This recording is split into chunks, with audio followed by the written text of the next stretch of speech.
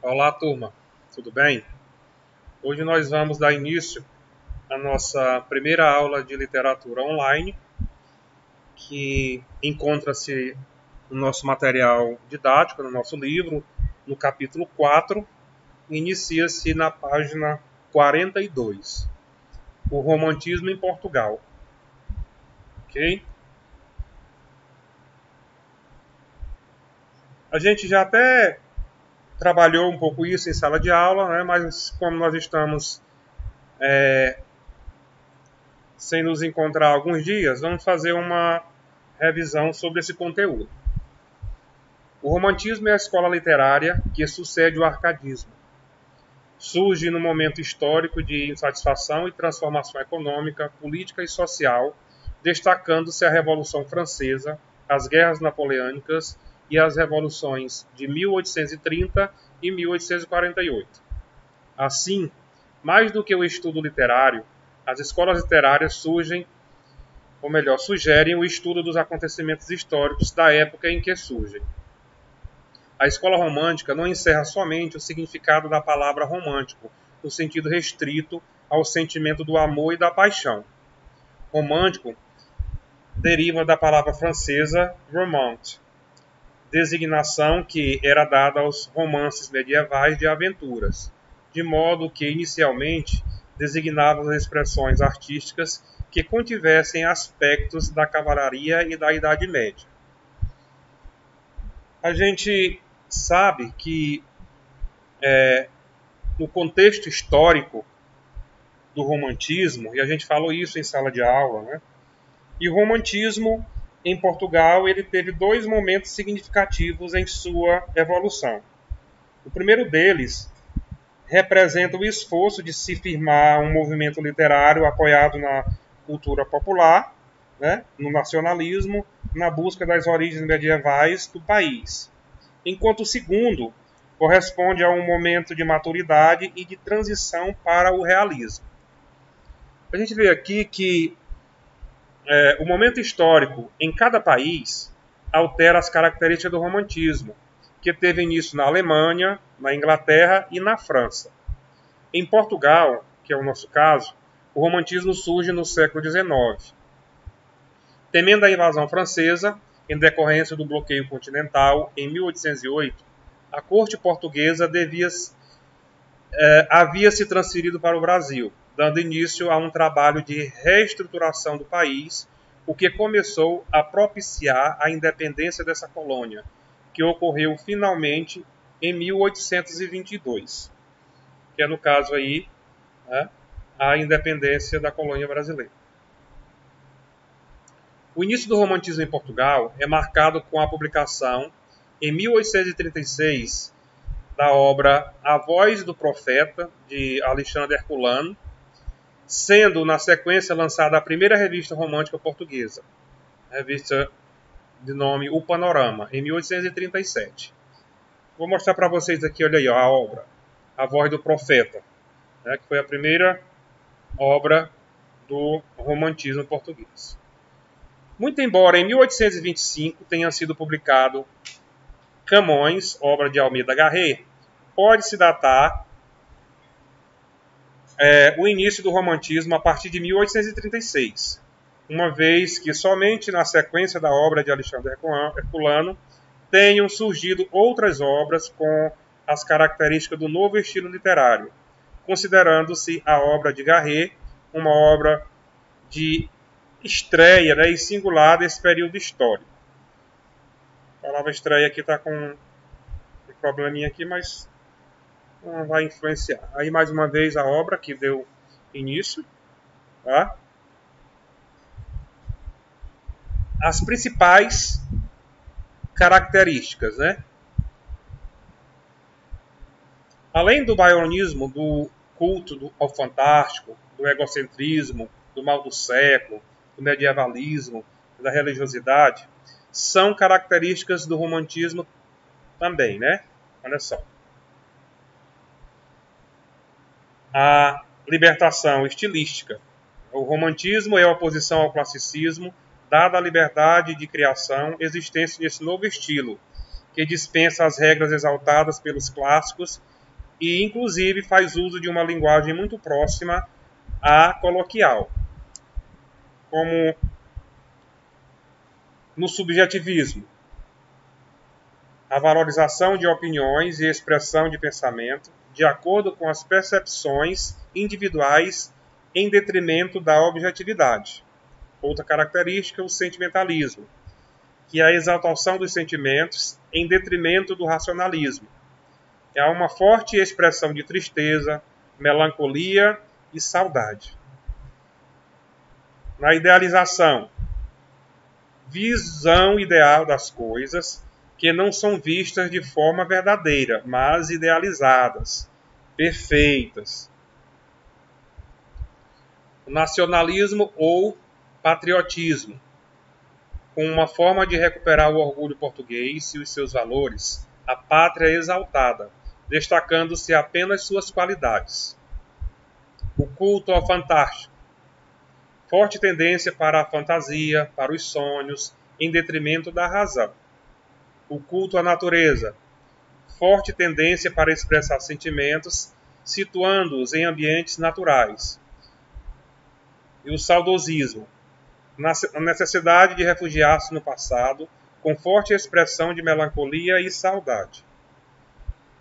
A gente pode, no nosso material didático, observar outras características aí, tá, do romantismo em Portugal. Nós não vamos nos ater somente a esses slides que estão se passando. Vocês vão dar uma estudada no nosso livro, tá, para que vocês possam entender melhor.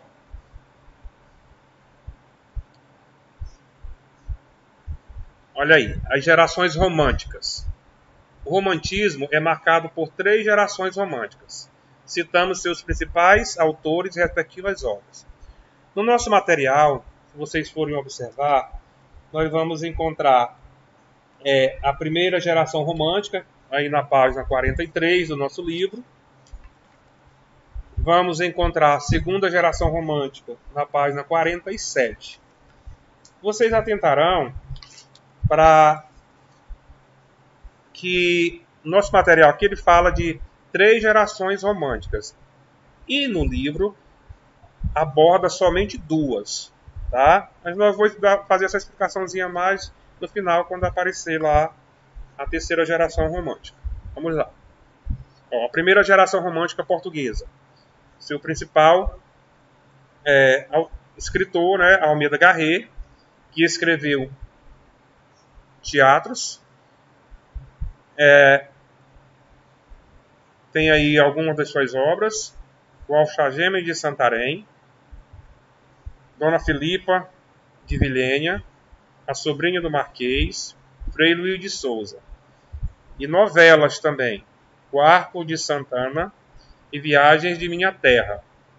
E nas poesias, ele escreveu Camões, Líricas de João Mínimo, Flores sem Frutos e Folhas Caídas. Olha aí a ilustração do livro, né, de Almeida Garrett, Viagens da Minha Terra.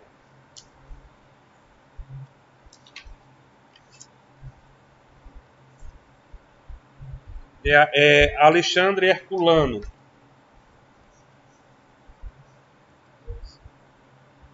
Alexandre Herculano escreveu poesias, né? O Soldado, A Vitória e a Piedade, Tristezas do Desterro, O Mosteiro Deserto, A Volta do Proscrito. Os seus romances, O Bobo, Eurico o Presbítero, a gente falou isso em sala de aula, O Monge de Cister, Lendas e Narrativas, A Abóboda, O Bispo Negro, Dama Pé de Cabra, e na historiografia ele escreveu Apontamentos para a História dos Bens da Coroa e Forais e História de Portugal. Olha aí a ilustração, né, da obra de Herculano, né, Alexandre Herculano, Eurico o Presbítero. Essa obra né, Eurico Presbítero, é o principal romance de Alexandre Herculano, né, e retrata a invasão árabe da Península Ibérica, ocorrida no século VIII, e a história do amor impossível de Eurico e Ermengarda. A gente falou isso também, né, em sala de aula.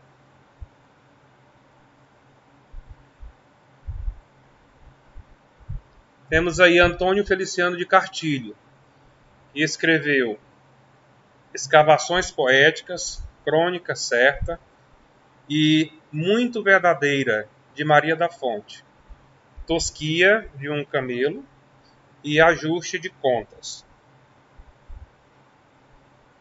Olha aí o poeteiro, né, na literatura de Antônio Feliciano de Cartilho, A Chave do Enigma. Aí uma ilustração da obra de Antônio Feliciano de Cartilho.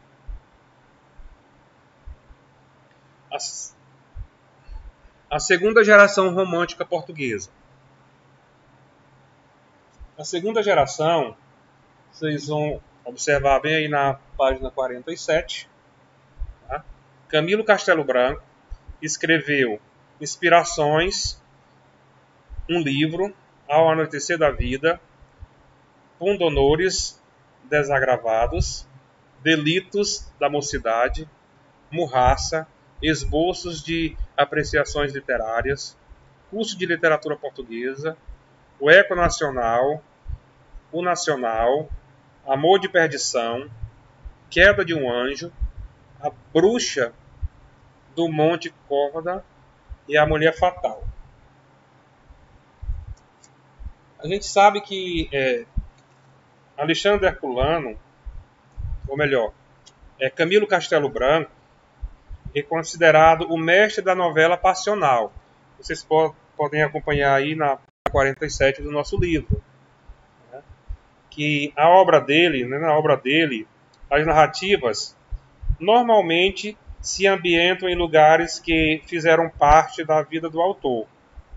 Uma vila ou uma aldeia provinciana, a cidade do Porto, o convento em que os pais enclausavam as filhas desobedientes, a taberna aldeã, entre outros.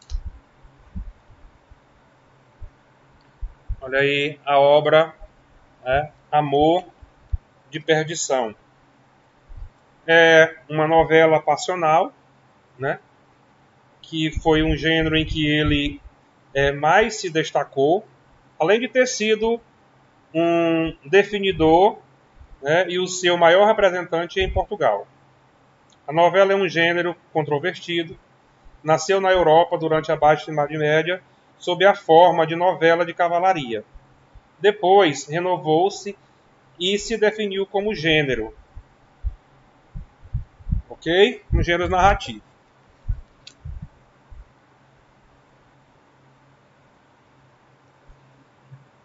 Aqui, na terceira geração, que eu falei para vocês que o nosso livro não contempla, mas vale a pena a gente destacar, vem lá o Júlio Diniz, que escreveu a obra As Pupilas do Senhor Reitor. É uma família inglesa. Escreveu também a Morgadinha dos Canaviais, Os Fidalgos da Casa Mourisca e Serões na Província. Essa obra, As Pupilas do Senhor Reitor, ela foi, inclusive, transformada em novela. Não me lembro basicamente quando o canal de televisão SBT já passou essa novela. Ok? Então, assim, o que eu espero? Que vocês façam um estudo aqui dos slides que estou passando para vocês, mas não deixem de observar o nosso material, tá? O nosso livro. E na nossa próxima aula, eu vou enviar para vocês uma atividade para que vocês resolvam e passem para a gente, tá bom? Qualquer dúvida, só contactar conosco. Até mais!